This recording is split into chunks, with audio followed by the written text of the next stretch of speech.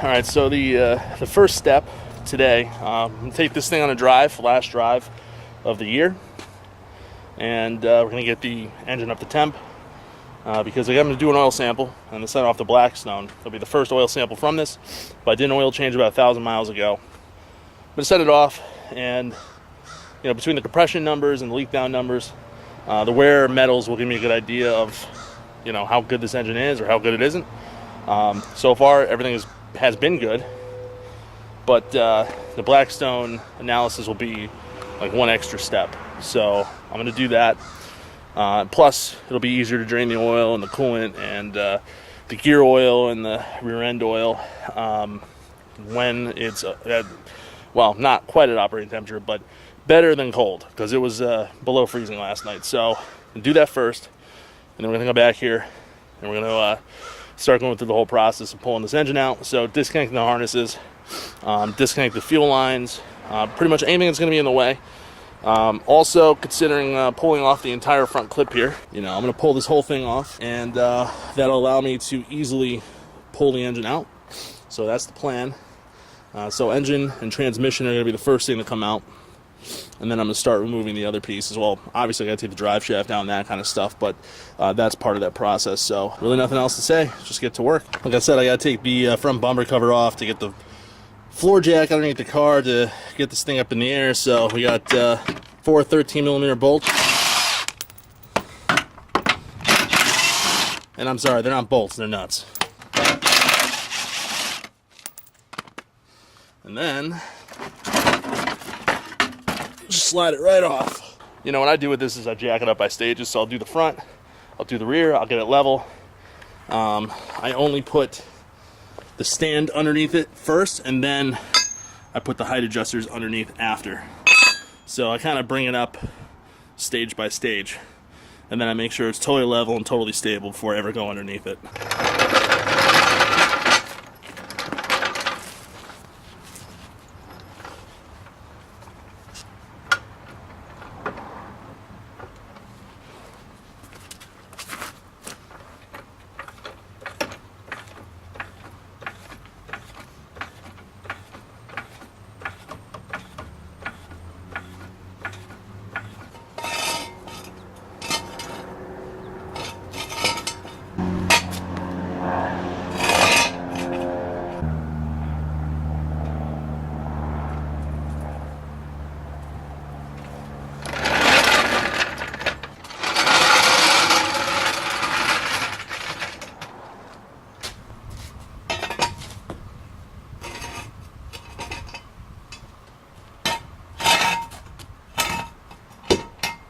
I got the vehicle properly supported. I'm going to take the wheels off next, and I'm actually going to slide them under the car just as an extra layer of defense. I don't leave the car this high off the ground for long periods of time. I will actually lower it back down. Alright, now I'm going to drain all the fluids first step. So we're going to drain the antifreeze, and we're going to drain the oil and the gear oil. Basically work from the front to the back. Alright, the drain on this Mishimoto radiator is right here. It's a 19mm hex. Wow, that's actually kind of loose.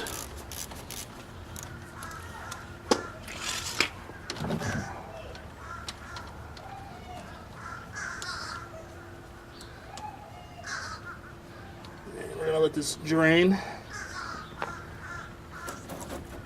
Of course, get absolutely drenched. Ew. I put a magnetic tip on the end of this plug and got some debris in there. Took the cap off the expansion tank, which is why I started draining faster. I'm gonna let this just trickle for now.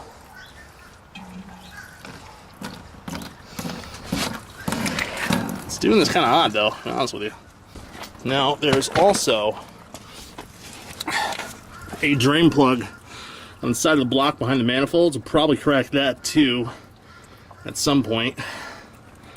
Try to get this block as empty as possible. That's the goal, at least. It's happening though. I mean, this has been several months in the planning. I've wanted to do this for years, but I finally, over the last couple of months, between buying the car, getting some additional tools on top of the shit ton I already have, it's finally coming together. and it's going to be a fun project. You know, this is the only problem with filming outside. You have weird stuff like this happen. I just hope they don't shit on me. That'd be unfortunate.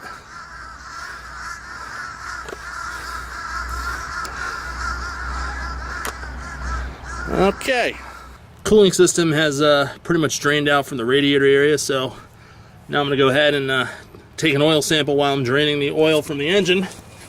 Do about 1,000 miles on this oil, but that was intentional. So, you know, I knew what oil was in there when I sent it off to Blackstone. They can give me an idea how the bottom end of this engine is faring, as well as general engine wear. And when you do an oil sample, you do want to do it when the engine is warm. The primary reason behind that is you want all of the stuff in the oil pan to settle. Oh, I'm sorry, you don't want it settled. You want it to be mixed up. If you do an oil sample while it's cold, everything is going to be at the bottom of the pan. You're going to get a slightly less accurate idea of what's going on. There's our sample. Oh boy.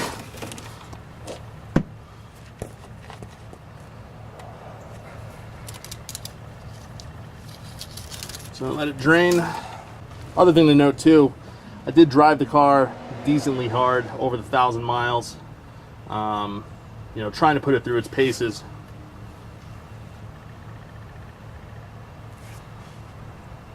Just to try, if there was any kind of wear situation, just to try to expose it if that was going on. You know, while I have the engine out and I'm doing all the work in it, if there's a problem with bearing wear or something like that, that could be addressed, you know, now versus having to do it later. And just in case you're curious what oil I was using, it was Liqui-Moly Light-Lauf 5W40. I have the most amount of experience with it, so that's the oil I chose to go with. Only a 540. Some people choose to run 1040s in these engines. I went with the 540. Alright, so I've gone ahead and drained the transmission oil and the engine oil. I've actually decided to leave the gear oil in the diff in the back because I don't think I'm removing that today, so there's no urgency. Now, before I can even begin to pull the engine, I got to get the exhaust manifold nuts off that connect the exhaust to the center pipe.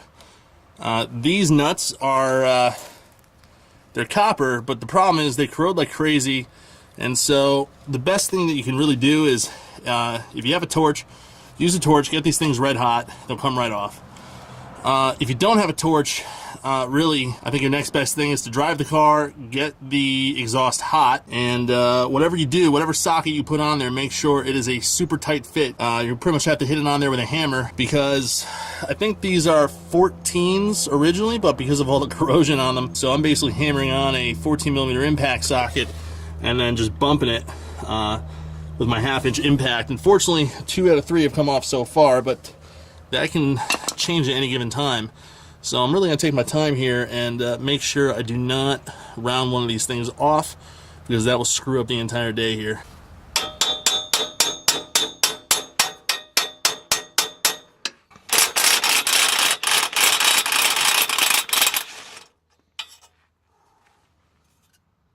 You can see how nasty these things are. So you just be really careful, take your time on this. Impact tools make all the difference, pending you can get a socket to fit.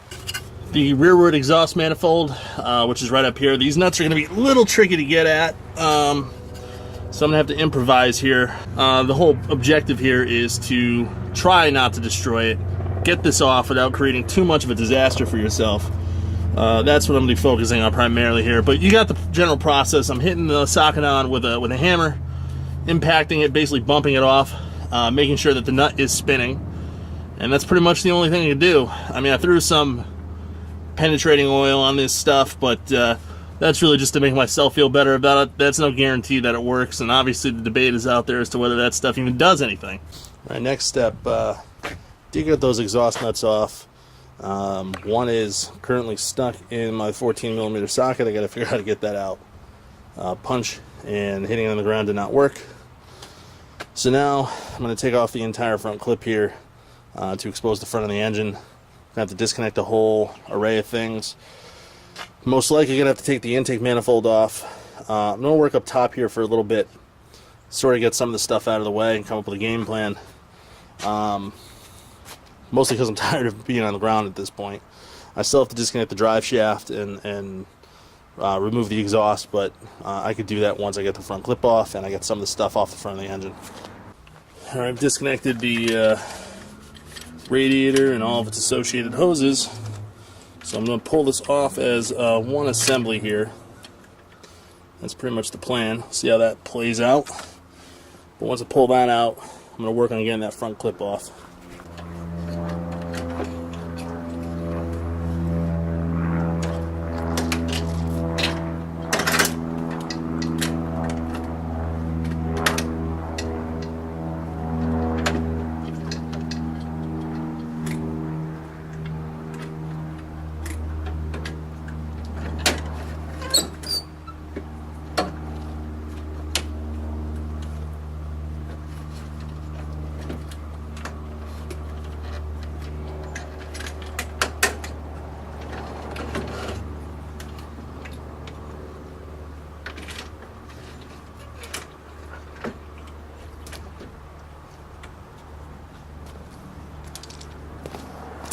Basically, I have a whole slew of 8mm fasteners that are securing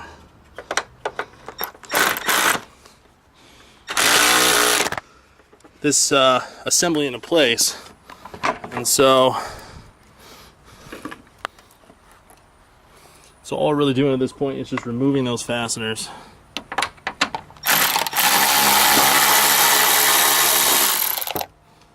And that's going to, should be the last one here actually. This will allow us to pull the entire front clip. Okay, so next steps. We need to pull the drive shaft. You can see it back there on the differential. And also bolts up here to the output flange. On the transmission, well, actually technically it's attached to the gebo. But there's also a center support in here. So we're going to take off this heat shield, which is, you know, barely hanging on as it is. And once the heat shield's out, we'll have access to all the bolts and we'll drop the drive shaft next. And that really is one of the last pieces, or at least a major connection between the engine and the rest of the vehicle.